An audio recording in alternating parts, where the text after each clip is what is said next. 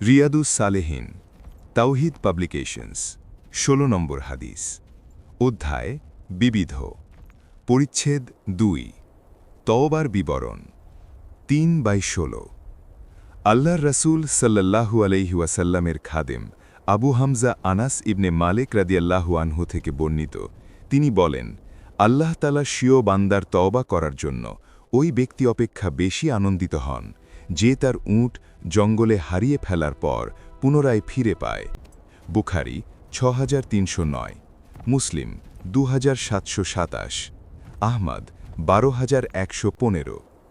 মুসলিমের অন্য বর্ণনায় এইভাবে এসেছে যে নিশ্চয়ই আল্লাহ তাআলা তার বান্দার তওবায় যখন সে তওবা করে তোমাদের সেই ব্যক্তির চেয়ে বেশি খুশি হন যে তার বাহনের উপর চড়ে কোনো মরুভূমি বা জনহীন প্রান্তর অতিক্রমকালে বাহনটি তার নিকট থেকে পালিয়ে যায় আর খাদ্য ও পানীয় সব ওর পিঠের উপর থাকে অতপর বহু খোঁজাখুঁজির পর নিরাশ হয়ে সে একটি গাছের ছায়ায় ঘুমিয়ে পড়ে ইতোমধ্যে বাহনটি হঠাৎ তার সম্মুখে দাঁড়িয়ে যায় সে তার লাগাম ধরে খুশির চোটে বলে ওঠে হে আল্লাহ তুমি আমার দাস আর আমি তোমার প্রভু সীমাহীন খুশির কারণে সে ভুল করে ফেলে হাদিসের মান সহিহ